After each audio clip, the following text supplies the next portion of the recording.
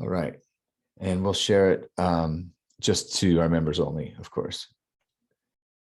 So thanks for joining today. We're talking about optimization, and the theme for today is prioritization going into the new year. And so, relevant topics, of course, being what are distractions? What are some of the snags that you hit over the last year that can help point out how to better prioritize going to the new year? And then anything that's top of mind for you, whether it's in the way in which you're operating your business or client development or any of these kinds of things. So, fairly wide scope. We've already got some ideas that were shared just in our quick checkups with each other that I'll probably refer back to.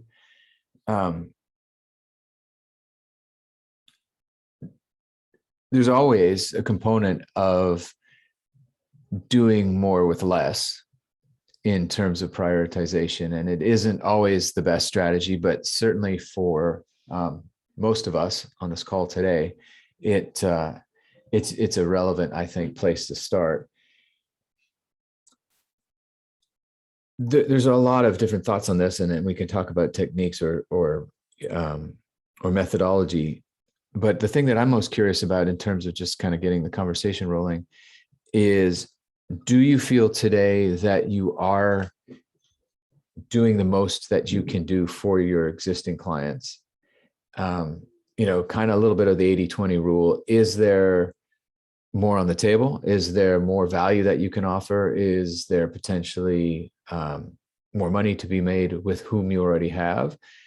And have you thought about that in terms of prioritization, and what does that look like for you? And can we just start with that idea and just go around and see where that lands, and we'll go from there?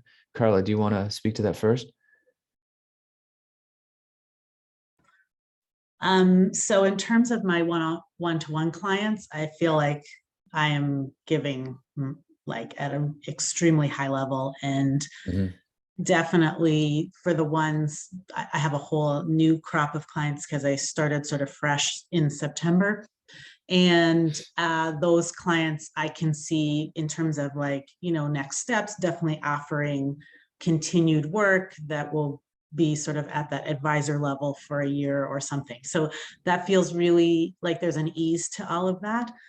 In terms of my community, which is my wide, so I have like this, I sort of look at my practice in two ways: this wide community connection that I make that is sort of global, and then my individual clients, which is more narrow and specific and exclusive. And so in terms of that wide group, creating for myself more connection to it being part of a business strategy, not just a giving strategy. That's a really big part for me in going forward. And so building that audience with intention, I think business intention is a really big thing for me. So I don't know if that exactly answers your question, but it feels like relevant for my personal business. Yeah, absolutely. It does make sense. And so, having clear intention is exactly what we're talking about. So that's the priority, right? Is to really focus on what the intention is for that wider audience so that it doesn't become a distraction. Right. Exactly. Yeah. Right. So you have a clear path. Which I have done more and more and more. Exactly. But just to continue that really strategic piece, I think, is for me. Understood. The heart piece is super clear. The strategic piece is where I just keep cleaning it up a bit. Great. And you've got, great feedback, and you've been testing different methods in that regard. Thanks. Now, when you said consistency earlier, Carla, what were you referring to exactly? Yeah. So consistency, I circled it twice. I've made notes, of course, because that's who I am. And so so there's two pieces for me that I really want to focus on in terms of my priorities next year. The one is this client consistency. So really building a robust, constant, easy kind of connection with the next people coming on board. And obviously just really focusing on referrals from former clients, referrals, this doctor referral program that have started with my personal doctor, and hopefully that will grow. And then really with just high-end connections that I have, creating that as a referral system as well. So that's really my new focus, instead of my community being my place to get clients, because that's not where they come from, generally speaking. Yeah. Yeah. And then the other piece around consistency is my writing consistency. My book is like, keeps being just, I'm called to write it. I've been writing it for a long time, and I just am now ready to just put down some consistent writing, Okay. like really eking out time for it, right? That's really specific and non-negotiable. Get it sounds done. like that. Yeah, it sounds to me like, establishing clear parameters for these is really what it's about here. I totally get the community not being the referral source that you thought it might be. And it can be if you add another layer and another layer. But there's no question that a personal referral strategy is the best and the strongest in this arena. And so, putting in more effort there, having more high touch makes a lot of sense. Thanks. Yeah. And the community piece, it did at the beginning when my coaching rates were different. And as I've evolved as a coach, so have my prices. And so then my community is, because it's wide, is not necessarily the place that I'm looking for. Yeah. Those are the people who will buy my book, and I'm very excited. Exactly. And that that clarity, well. It's so good that you have that clarity, because I think you're 100% correct about that. And so these are the parameters, right? With that wider audience, that community audience, if the expectation is only to get them to buy the book, right? Then that's how much you put in. Exactly. Yeah. Fantastic. Thank you. Kevin, you mentioned competition and diversity, and I if you don't mind, I kind of wanted to ask you about it, because I think there's a bit of a correlation here. You're established, you have a solid reputation. And when you were talking about competition and sort of, and you mentioned pivoting and more diversification, I couldn't help but think that if somebody wants you, they got to come to you. And so why is there any competition? Because you are that guy. So why would you compete on anything else? And am I missing something? No, I think that you're right, but sometimes I find myself where there are people obviously who are out there that do the same thing that I do. And 100%. So in looking at the amount of clients that are out there, which is in our business can be quite a bit, it's the outreach and the planning, and I guess the focus. And it's a little bit of what I'm feeling is probably on me more than it is anyone else. It's me saying to my inner self, okay, this is my 5th year going in January. So when are you going to start doing your 80-20 planning? When are you going to start working towards being a better person at doing this? And how are you can't, I can no longer start taking the shotgun approach and all of this, just throw a bunch of stuff out there. I need to get a little more focus on what I'm doing. So it's really a lot of my own anxiety of when I lose a bid to someone else, I look back at why I lost the bid and I think to myself, some of it is not the fact that, because the guys that are in it been in the same number of years. So we've all been in 25, 30 years into this business. They don't have any more than I do to offer, but they have more organizational structure. It looks different, even though it's the same information. It's a silly ass thing, but it's more of a organizational structure where they look more professionally done than I do. But it's getting to that. I understand, but it sort of begs the question: is that what you're selling? No, I'm selling me. The information is me. Yeah. So you could get better at that, but is that actually going to make the difference if what you're selling is you? So I'm kind of challenging you on that, because I understand it, but I'm not sure that it's actually going to make the difference. Sorry, excuse me. Goodbye, honey. Have fun at school. Okay. Bye. And then the other, so, I'd like to push you on that some more, not necessarily right now. And then the other thing is, we've talked in the past a little bit about legacy and exit strategy, and to be thinking about diversification, if it isn't in service of that, then, that's a watch out. Right. And I know you've put that conversation off because I'm waiting for you to book a call with me for it. So Right. Yeah. I'm calling you out on that too. I hope you don't mind. No, that's fine. No, that's fine. Because we've got to have the end in mind, right? And the legacy might well be not just about your personal exit, but what happens to the organization, or any and all of it. But that is going to inform how you prioritize your work. Right. Versus we need to diversify because. Yeah, I think that's probably what you just stated is probably a better depiction of what I was thinking when I said that. Okay, good. It's more of the focus and priorities of my business, as opposed to, I guess, diversification of it. It should be more the other way around.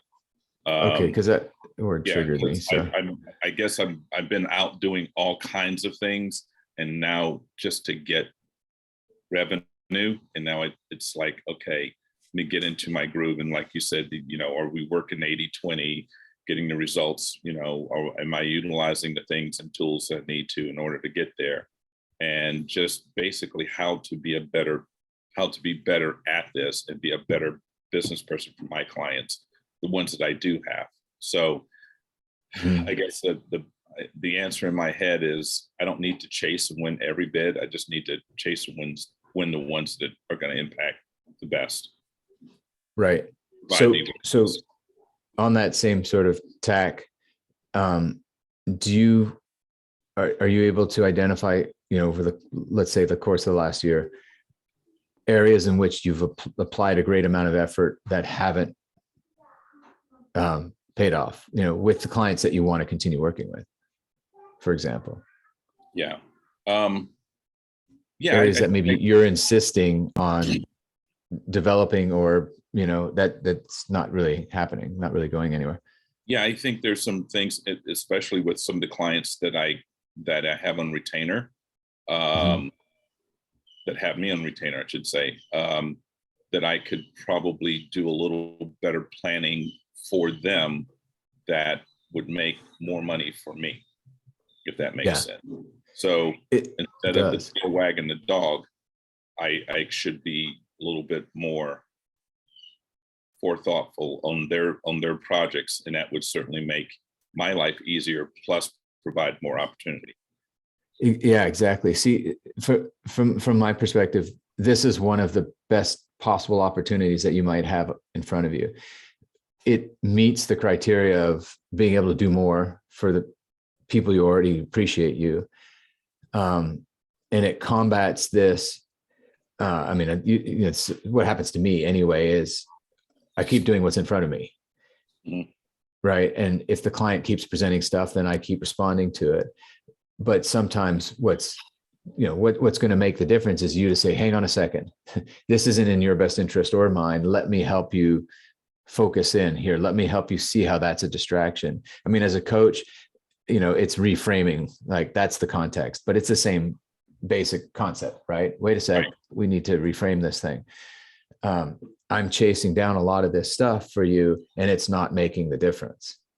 Right. Yeah. Right. That's exactly right.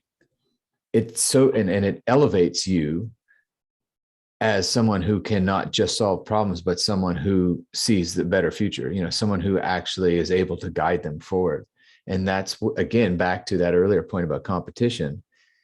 Not too many people do that, especially when you're competing on price, or when you're competing on the, let's call them more commodified things. Then it isn't about that. And but when you're probably one of the only people that are going to call them out on their stuff and go, I know you're asking for this, but this is not in your best interest. Who's going to say that? Right. right? If you're competing on price, you're never going to say that. Right. Right. And yet you can totally differentiate yourself and elevate yourself at the same time by doing so, and no longer be competing at that level. Yeah. Yeah. I think you're spot on with that, Perry. And, the years are so quick anymore.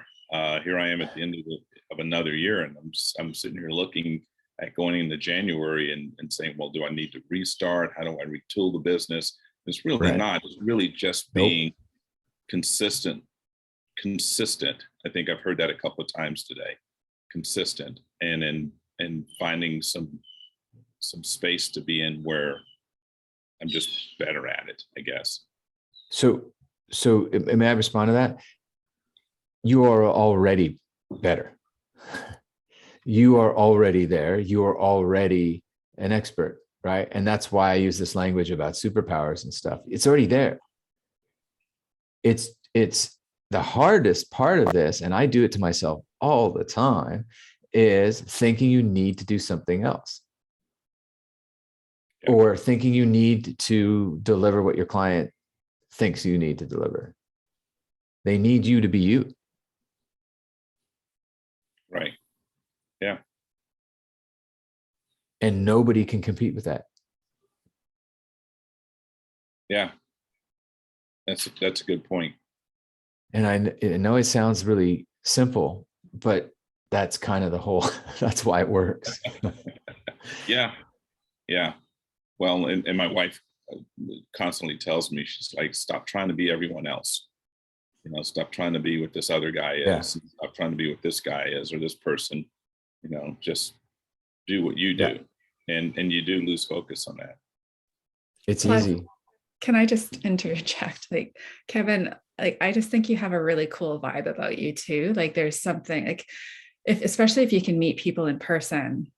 I've never met you in person. This is all virtual, but you do have something that's kind of cool and beyond. And you have a nice voice and nice mannerism, all of that. And I just think keep that in mind too, above and beyond all the services. Like you kind of have it already. So from a shallow point of view. Thank you. Well, you're a handsome guy, but listen, your whole superpower lies in creating stability for people. Right? That is actually, when we strip away the context and the layers and the kind of work and everything else, at the end of the day, you bring stability. So I think, Allison, your comments are very much on point. And, Asa, you touched on this earlier, like making an effort to show up in person, especially when we're talking about that kind of a thing. And I'm not saying, Kevin, you need to get on a plane more, but right, it's rooted in this, right? Your superpower is rooted in creating stability, being the stable place for people in the relationship. That's your role. And so however you show up in person or otherwise, it's all about that. And again, I do feel that if I can get in front of them, once I can get in front of them, I'm pretty 90%.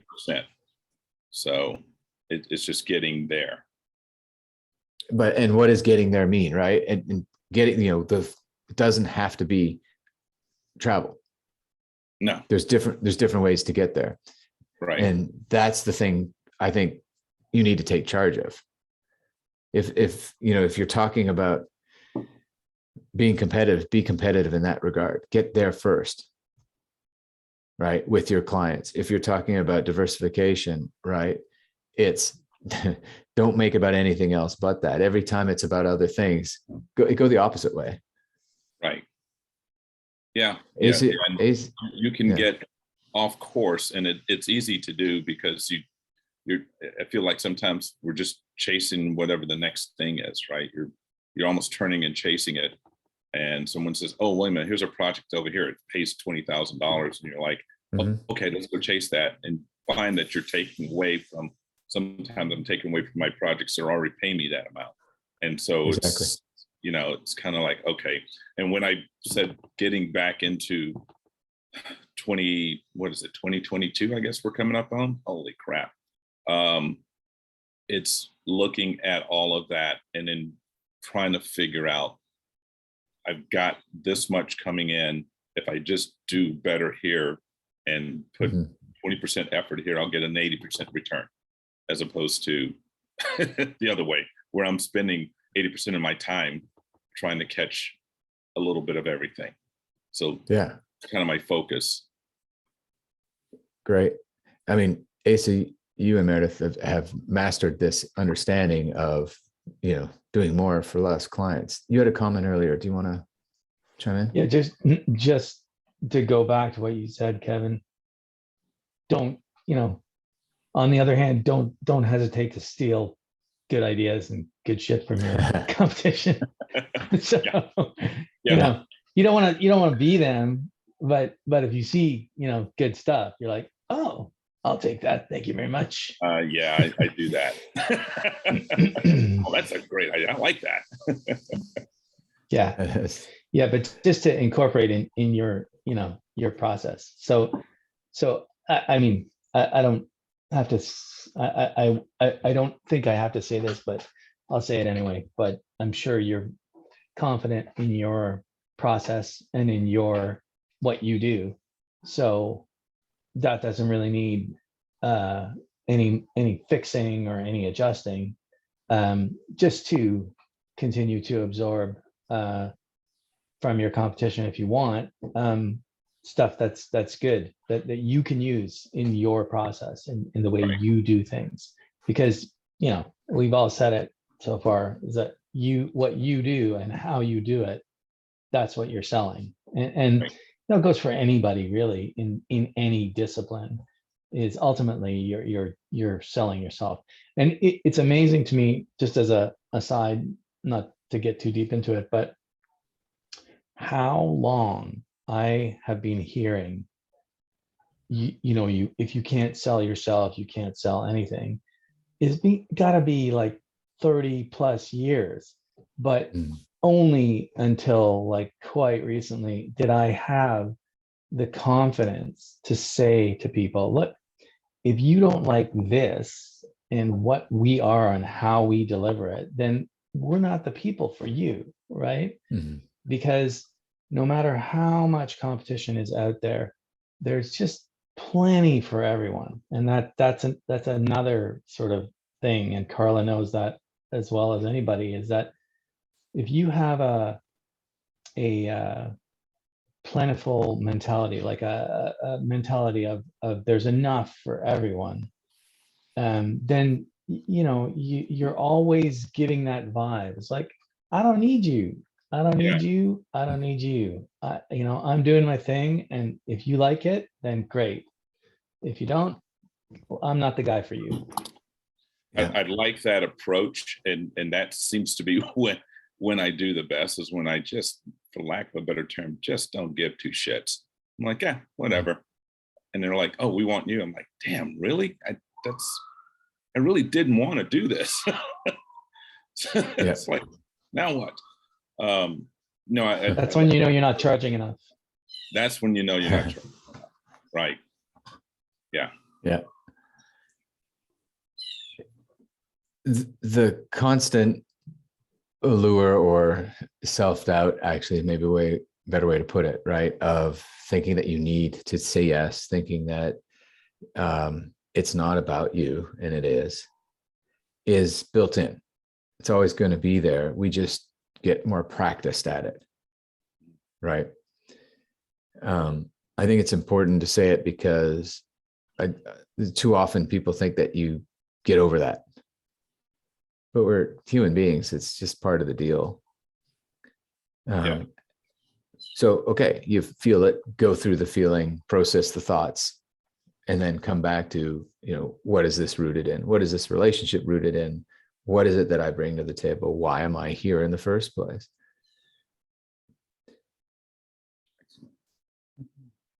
Thanks for that.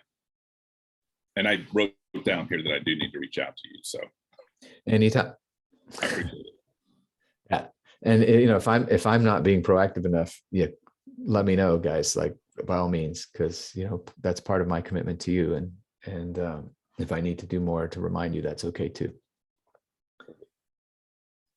So this is great. And we've already kind of found a lot of common ground here around consistency in terms of showing up for who you are. So no need to rehash that. I'm curious about two things. If there's some specific snags or areas that have led to distraction that are hard to let go of, happy to talk about it, and I think it could be really useful in this time together. And then the other is the sort of bigger stuff, like what if this looked like everything you want, and how much of that is clear and in sight for you in terms of your practice going forward for the next year. Does anyone want to speak to either side of that? Allie? I can just say that, I've opened up my roadmap that you and I worked on. It's last year and a half. Oh my gosh, probably 2 years ago now. And I'm just looking at my 2022 goals in that roadmap. And it's like, I have to just copy and paste 21 into 22 because we achieved some of it, but it's interesting to me that a whole year has gone by. And again, I'm just struggling. I must be very distracted. I'm not really sure, why I let some of these goals go, because they're really great goals. I think that's a big part of what I think will be helpful moving forward, is just focusing on that roadmap, going back to it, maybe even weekly, and just seeing if there's something there that I just need to be reminded of. Because some of it I'm actually surprised I just didn't remember to do. Oh, okay. Yeah. Well, this is back. So you make a good point, right? If you're not referring to it, if you're not reminding yourself of it, then the distraction takes place, right? The what's in front of you is what gets your attention. And also, if I can just add to that, this is a spreadsheet, an Excel spreadsheet that we put together, and I am not an Excel spreadsheet person. So it's pretty major that I have this organization happening. And it's great. So if anybody wants a template, I'm more than happy to send it over. But Carla's in the world, and the Kathys, they already have multiple ones, so we're good. That's a generous offer. I'm wondering though, if maybe it's time to take that out of the spreadsheet and put this into a form that really does speak to you, so that it is relevant and present. So whether that's vision boards or a collage or a mural on the side of the house, I don't know. I know you're very visual. So what might be another form of that you could manifest and actually enjoy creating? That's a really good point. I'll think about that. Probably even just writing it on the board that's in front of my desk might be just have a checklist there that I just keep seeing. That could be, it's a little boring, but yeah, well, whatever speaks to you, right? If it's images, it's images. If it's a checklist, that's okay too. But a checklist that you look at all the time and go, oh fuck, I didn't do it, and you just have to repeat it every week or whatever, that's not necessarily useful. In other words, let's choose something that's inspiring. Good point. For a joke, every year my friend and I put together a vision board in January. We have a few drinks and we literally tear pages out of a magazine, and we've had 7 years of that, and it's really crazy what's come to life because of that. And I'll just stick it in my closet wall, or I'll look at it regularly. And maybe I can just do that for work, not so much the personal. Why not do it for work, and why not put it up in the office and even collaborate with your staff so that they take some ownership of this? Yeah, that's a cool idea. Can I just say something to what you just shared? So I I was gonna say with the like list on like the checklist piece, as a person who loves organization and making the things that keep me on track, I don't use Excel, but I love checklist. It doesn't have to be sexy, it just has to be effective, right? So I want to just say that whatever feels really effective for you is the thing. But what I do love about what you said about vision boards, and I teach a workshop on vision boards at the beginning of the year, usually when we were in person. And what's amazing is they're so fun to make. And the reason they work is because you're doing it from this inspired, creative, fun, lighthearted place. And so because you and your friend have a glass of wine and just tear things that feel intuitive and all of that, that's why the magic of them works, right? Because you're tapping into not the like part of your brain that says, I must do this thing. Instead, you're like, I believe that it's possible to dream this big. And then that's what comes true. So I love the idea of doing one for work. It just feels like, if it feels like that fun personally, it will feel that fun if you allow it to be that same process. So important, and that you shared that, Carla. I can't think of a more important point to make. It's got to be inspiring, and you have to believe it, and you believe it because it's inspiring. And the funny thing about this is that even if the rest of your team, Allie, doesn't think that way, it's still the culture that you're creating for your organization.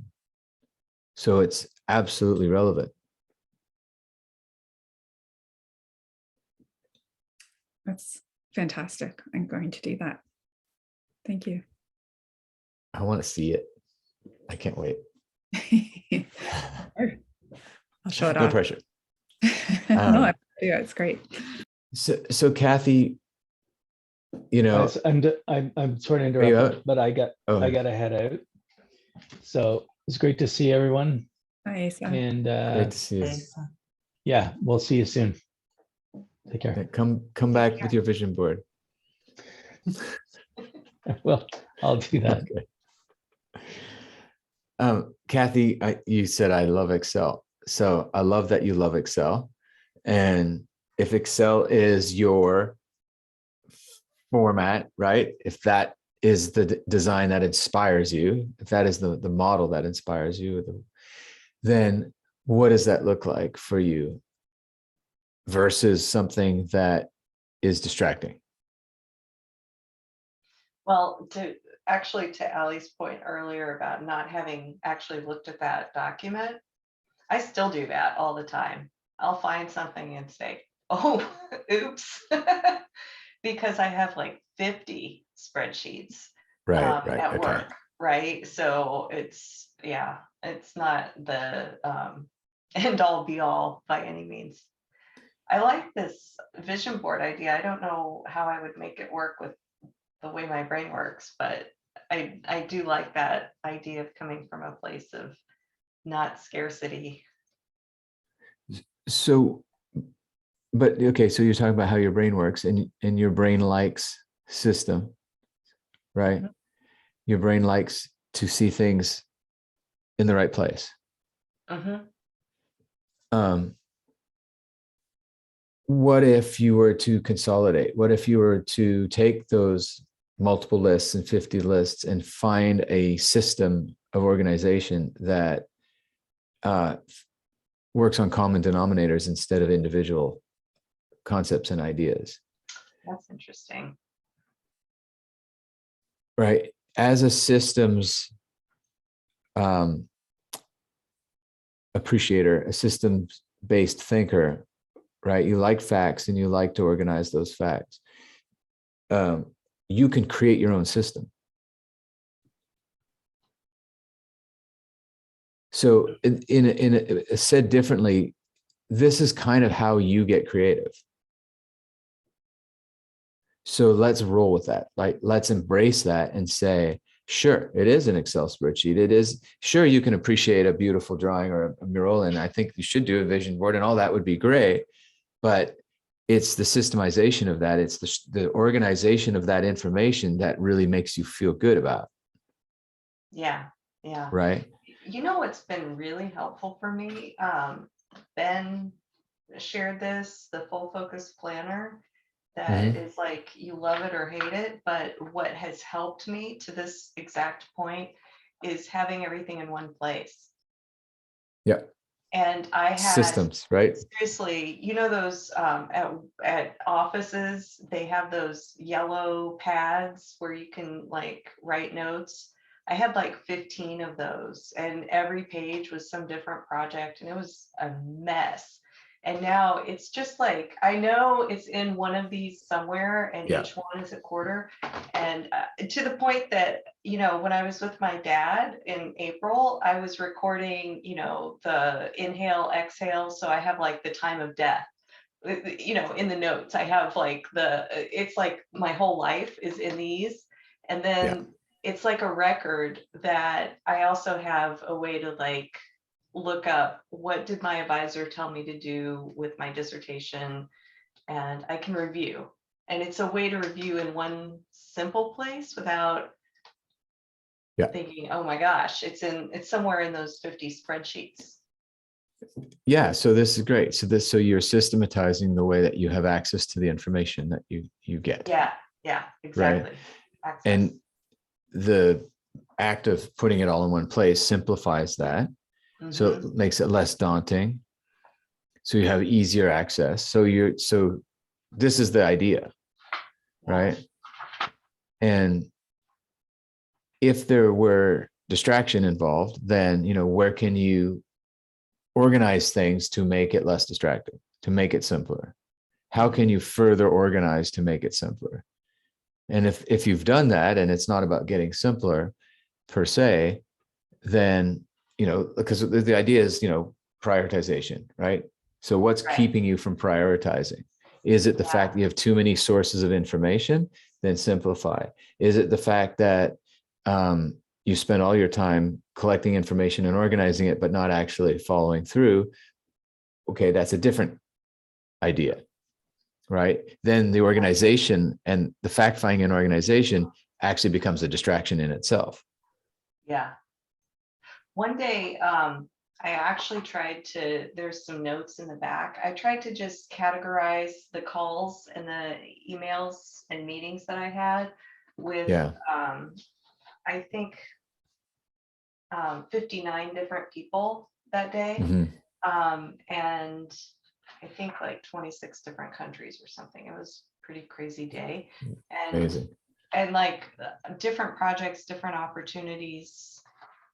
And that's like a lot of information to do something with, you know, and I love a this. busy day, but it's one day. And then what? Right. You know, Well, then how do you prioritize? Well, what I love about this is that now you have the raw material. The thing is to look for the common denominators. You may have you had 56 calls in 20 something countries, but I guarantee you that a whole bunch of those were about the same kind of thing. Guarantee you. And so take that slice that day and then take a month's worth of that stuff and find the common denominators. Because you are not having, every one of those is not a unique conversation. There's no way it would be.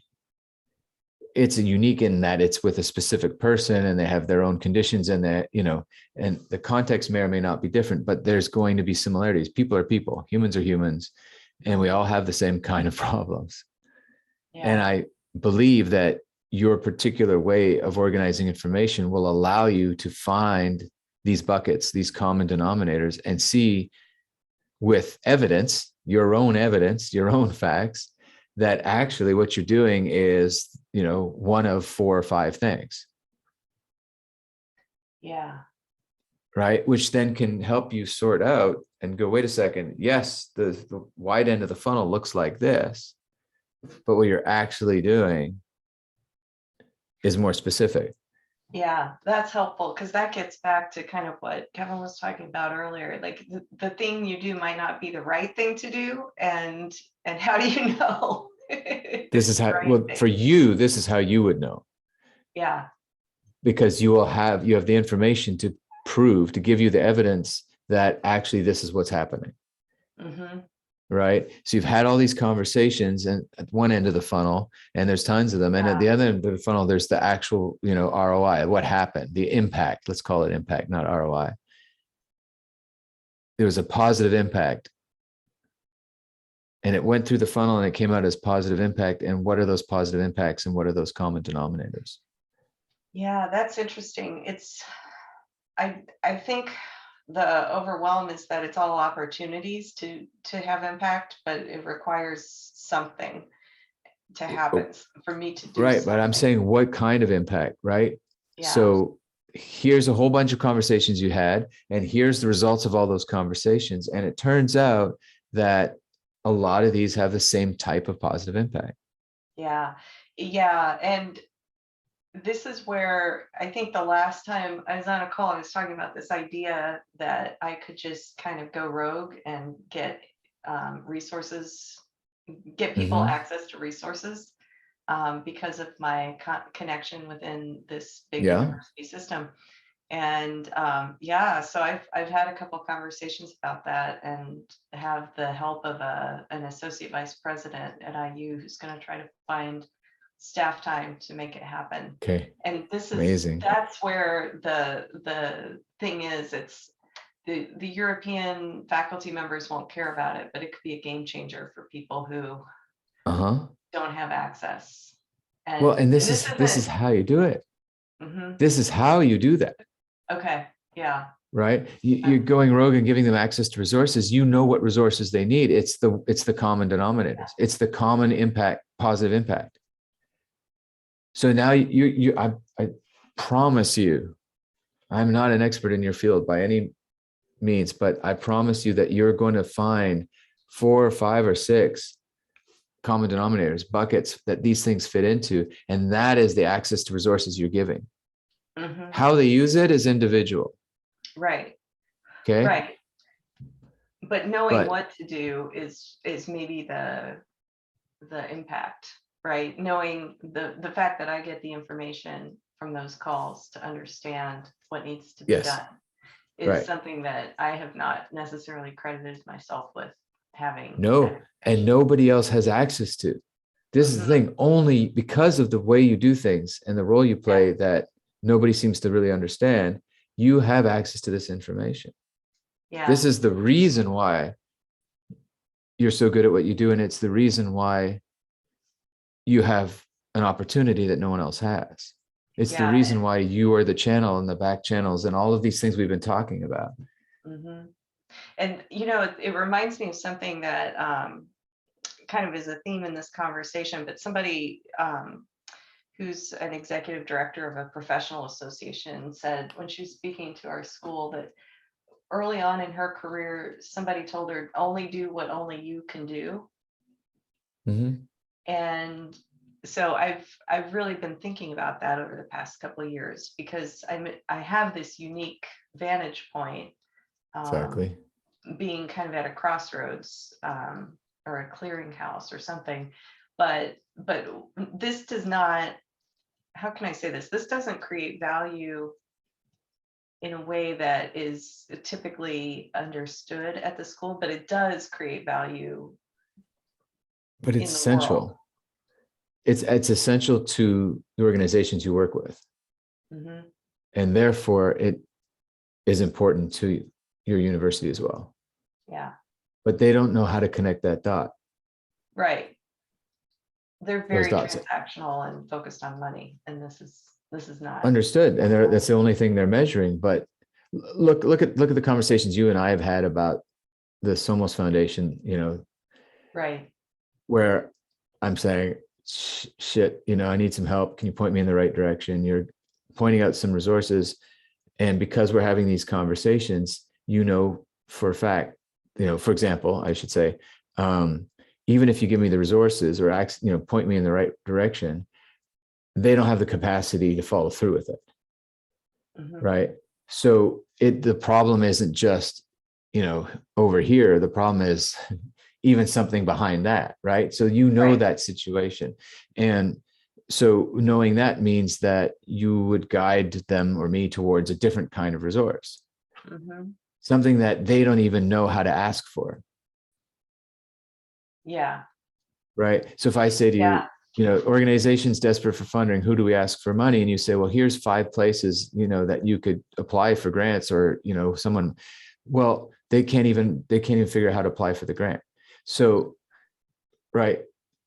They can't even get paid for something that, they couldn't even figure that out. Right. Like I'm not bagging on them. I'm just like, you're privy to these conversations that give you a better understanding of what's going on, so that at the end of the day, you're going to make a better recommendation. Right. And also, the university is going to benefit because that's going to get stuck halfway down. Great, here's an organization, you wanted that country, but the organization can't handle it. And so you throw them in the funnel, but they get stuck on the way down. Mhm. And then the whole report is another country behind that you're waiting for something that you can't solve. That information is critical, Mhm. because had you known that at the get-go, you might have said, you know what, we'll just skip it this year because we don't need yet another thing that can't deliver. You guys, that was the easy one. Okay, well, Out of 91, yeah. I'm giving you from my They actually perspective. got paid. Yeah, But after no, how long, right? But here's the thing: they actually got paid, but it took what, a year, it took some time. Yeah, it was 8 months, yeah. and it took your time, and it took my time, and it took the organization's time, and it was $250. I have a strong case for the university changing the system Okay, but after this. exactly, Yeah. right? So you have access to all this information that gives you insight to how the system works and how the system doesn't work, and that there's all their ways of creating value, and that that go beyond the report itself, that Mhm. affect whether the report can even happen, or how it happens, and how it gets hung up or not hung up, and all of these things. This stuff is invaluable, Yeah. right? And that's what I'm getting at, right? Like, there's no one else is ever going to have that information, because no one else does it the way that you do. Mhm. And no one else is going to think to create these new categories or these new assessments or these new ways of thinking about what's happening, because they've only been measuring one kind of output. Yeah, and there's something about in organizations, and I think probably everybody on this call has this experience of being an expert generalist, where you've been doing something for long enough, you kind of know a lot of context, kind of how things get done and who to call. You can see problems on the horizon, and yeah, This is the kind of stuff. So let's say the university still only wants the report, and that's the only thing they care about. But because of your position in this, you can see what obstacles are in the way of the report being done, and therefore create new systems that mitigate some of those risks on the front end, yeah, and change the way in which the whole thing is done, so that they get what they want, but the whole system works better and everybody actually benefits. yeah, yeah.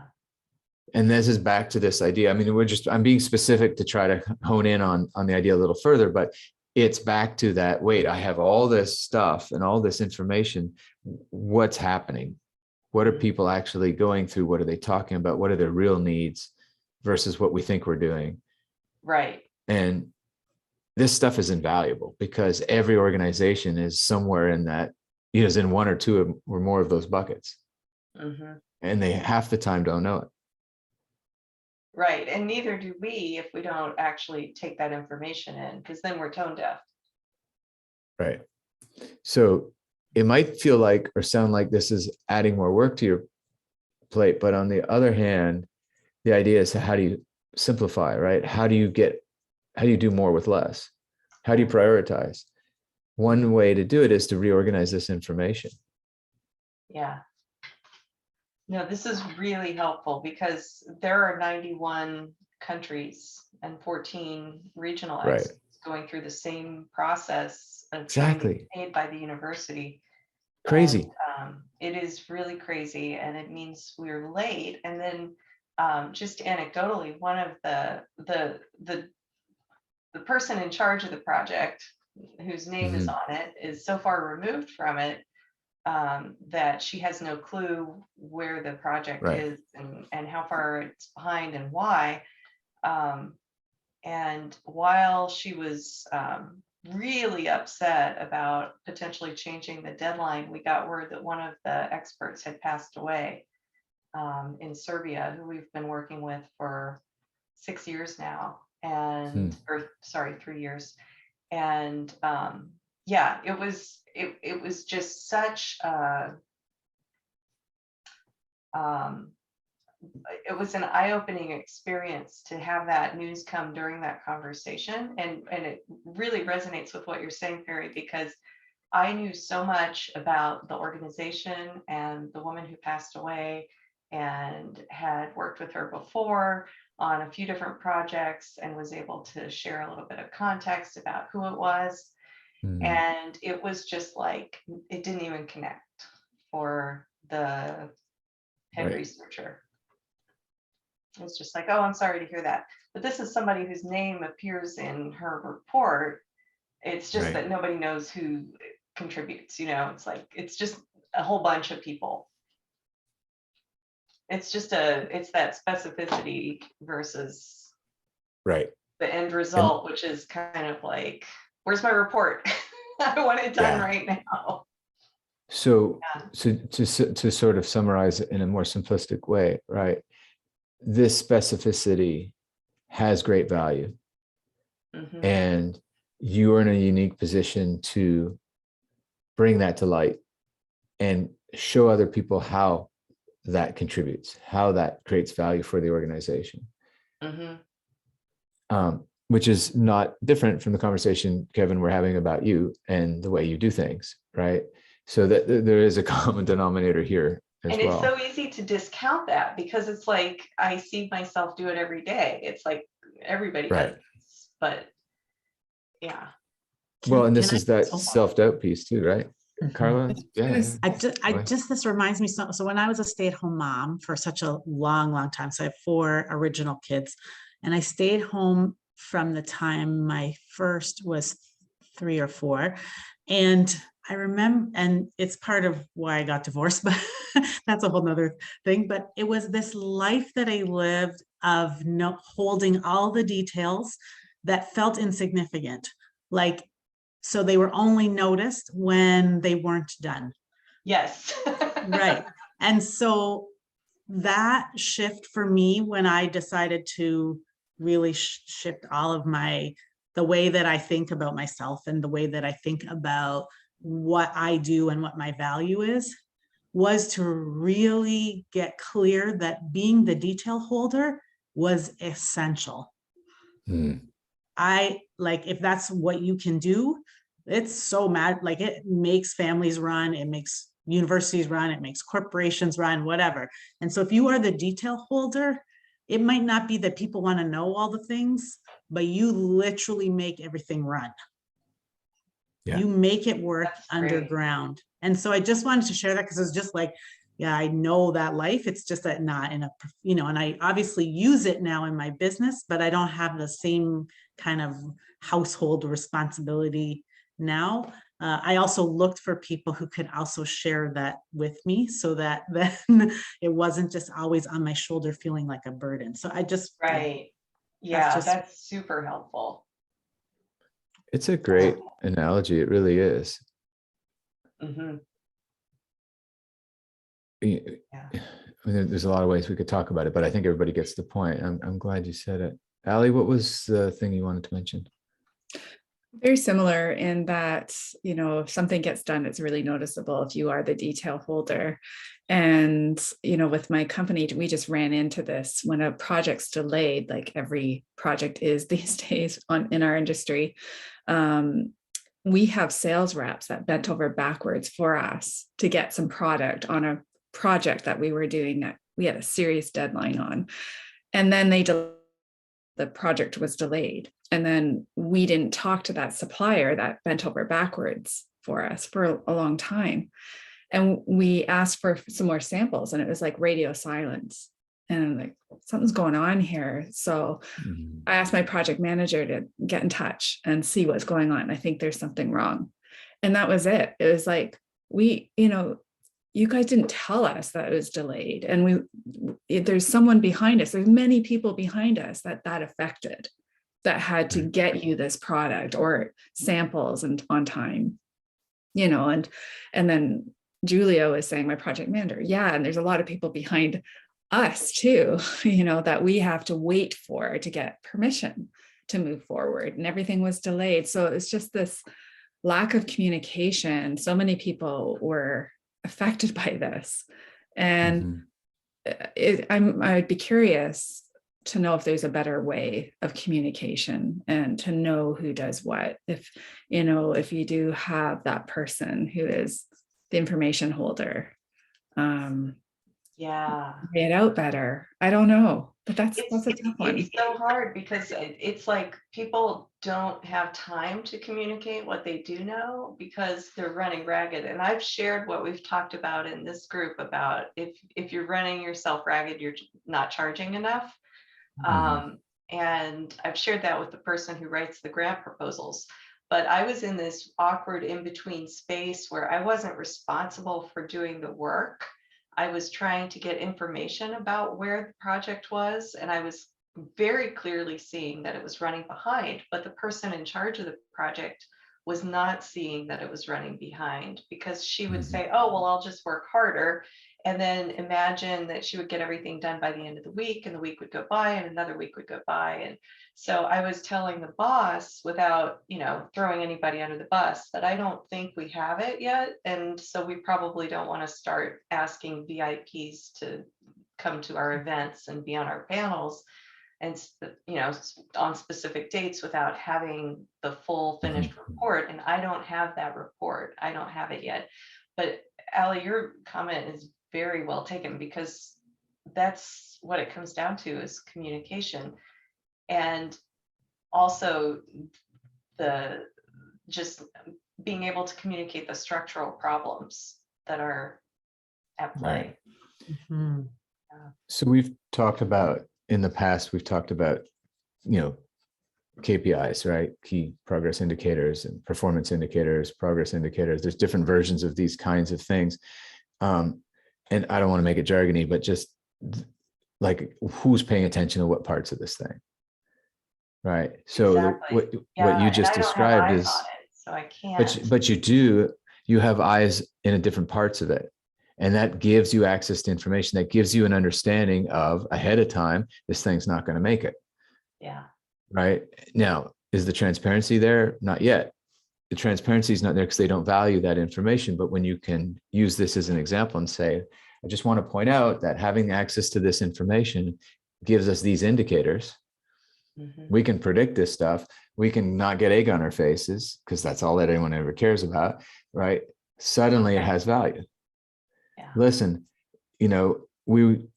I'm able to now prove that there are metrics here that show us where we stand, that we need to pay attention to. This has to get built into the system. I've already built it in. This is what it looks like.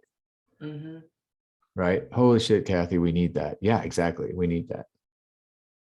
Right. Right. Because then you find out 8 weeks earlier, or whatever that thing is. And then, back to the client thing, you can tell the client, look, it's not what you want to hear, but I know this is going to be late. Let's make the adjustments now. Let's change the expectations. And that's what this is ultimately about, right? Is the expectation. Yeah. So just finding a way for the people in charge of the project to not be in denial about that. Right. And the way to do that is to make them the hero, right? Show them the win. I know, because we have this access to this information, because we have these kinds of insights, we can now predict pretty accurately whether or not this thing's going to deliver on time. I mean, look at different industries, right? Now we can track parcels and we can see exactly where they are, from the beginning to the end. Yeah. So there's no excuse. It's not like, well, it's lost in the mail somewhere. We'll see if it shows up this week or next week. You know exactly where it is. It's at this center. It's at this distribution point. It's on this truck. Right. Why would this be any different? Yeah, It it's one isn't. of those spreadsheets. It just, last was updated October 15th. Well, Yeah. right. But again, right, when there's value to that, Mhm. because now what we're talking about is managing expectations so that people don't look bad, and or to ensure that they look good is actually the way to frame it. Then Right. now this has value. Mhm. If the project's late and we don't know about it until the last minute, then we look bad for all these reasons. If we can figure out ahead of time what happens, we can adjust all that and we still look great. Yeah. And instead of people shooting the messenger, it's, oh, thank you. You Right. just saved me. You just made me look better. You just helped me avoid a big pitfall. That's what we're talking about. Yeah. It feels like instead of just having point A to B, there's the points in between and you create them. And so you're able to say, we're at point A1. And so let's Yeah. all just be at A1 instead of thinking we're a day away from B. Exactly. Yeah. We have Mind- scorecards, like from 4 disciplines of execution. Yeah, we've created that. It just That's hasn't good. been Implemented. utilized. Yeah. Yeah, it's not being implemented. utilized, right? Because it's not being valued. Because what's the tangible result of using them? Well, the tangible result is guaranteeing you look good. Yeah, and I think that was a little bit more clear because the woman in charge of the research who's in denial saw me get yelled at by the big boss for not having met, for having missed a deadline. And so I think she could see that her missing deadlines has external impact that she had not been Right. aware of. Yeah. Well, it gets real when people start losing their funding. It gets real when the budgets get cut or there's consequence. And, you've mentioned this before. Unfortunately, there's no consequence in these types of organizations, but there can be, if again, you go back and find these common denominators, there is a consequence. There's a consequence to inviting people to be part of an event, getting on their schedule and then telling them they have to cancel it. Mm-hmm. Right. The metrics are Oh there. yeah, I did that last time. It's awkward. Yeah. So it's awkward, right? And it makes people not look good. It matters. It makes them not take you seriously next time you send them an invitation. It's like crying wolf. Like there's things here that you can refer to that are tangible and real. Mm-hmm. Yeah. The it's pretty dysfunctional and all these things make sense. But I think the takeaway that I had really was almost a moral sense of like the big boss is not connected enough. Mm-hmm. It's she's at the point of being unethical in Right. It's like not connected enough to the facts, and in research that's really bad. So the idea here is to make those connections, right? Mm-hmm. Asa brought this up at the very beginning of our session. We were just checking in with each other and he was saying, how, this idea of sometimes the very well-to-do don't understand the consequence, or that there's a whole supply chain behind it. They want it because they want it and they have the money, and why, Oh yeah. and there's, another version of this is you go to the supermarket and you buy a piece of fish or meat off the shelf and you don't know anything that happened before it. So you have no relationship to it. And to you, it should just be there. And then one day you go and it's not, and you're upset because it's not there. But there's 20 other, touch points for that to happen. And if you have zero relationship with it, you don't know the value of it. Yeah, that's right.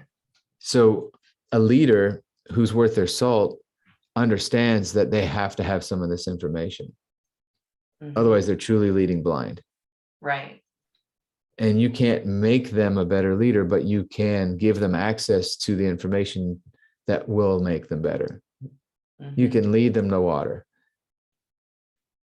If they choose not to take it, then, politically speaking, and this is up to you, but you make sure everybody else knows that the information was available. That's right. And they chose not to use it. And then it's not in your hands either, right? Yeah. I'm going to share in the chat the link to this person's tribute, just because it's like the polar opposite of what we've just been talking about. And it was written by her team, and it was just so nice. And it's kind of like this, it's just part of my theme. I think that people are more important than projects. And Yeah. I keep coming back to that because that's different than the ethos that I'm up against right now. So, and I think that's a great, summary as we sort of round out our time is, people are more important than projects. We are all clearly on board with that as individuals and in our practice. And from some of the conversation today, it seems like the disconnects are when that's not prioritized. Right. So as we think about prioritization going into next year, as we think about how we're going to deliver and how we're going to show up for our work, can we prioritize that connection? Can we prioritize the people part of the equation to make sure that they understand that's what we're here for, that that's what they're going to get from us, and that no one else can deliver it? And therefore, speaking for myself, we get to be us, right? We get to show up as us and be rewarded for that. And I don't want to project that onto all of you, but I feel like I've heard you say it today. And what could be a better thing to prioritize than that? Is to be rewarded for who you are. And I know you're all doing it, and it's amazing and inspiring to be able to be part of those journeys with you guys. I hope this was a useful conversation, that we were able to remind each other of some of the touch points of this as a mission, if you will. And let's keep going with it, right? Like, we're here to remind each other. That's the point of this group. We're here to offer feedback and support. Let's call each other out on that as we go into the next year over our regular sessions and whatnot. Can we keep this top of mind? I'm going to ask you to think about that and try to do that for ourselves. Yeah. Yeah. Cool. Any parting thoughts? I just want to say how lucky I feel, and that I love, like, Wednesdays are so exciting now. And I love them. I love seeing y'all. I love the intellectual level is so high. I love that we're all working in that authentic way to really show off our incredible gifts. And it's just it's a pleasure to get to know you all. So I just wanted to share that personally. Thank you, Carla. Yeah. Thanks, Yeah, Carla. great. Beautiful. Yeah. So nice. Yeah, So likewise. nice. Yeah. And there's a Okay. windsurfer outside my window going back and forth, so I don't look distracted on the video. It's pretty amazing. Nice. Nice. Yeah. That's great. Great call, everybody. Thanks. Thanks. I look forward to seeing you next week, and reach out if there's anything you want to chat about. Great. Thank you. Happy Thanksgiving, Yeah. Kathy and Yeah. Kevin. Thank you. Enjoy. Yeah, you. take care, Enjoy everybody. your family. All righty. Bye-bye. Bye. Bye. All right. Bye.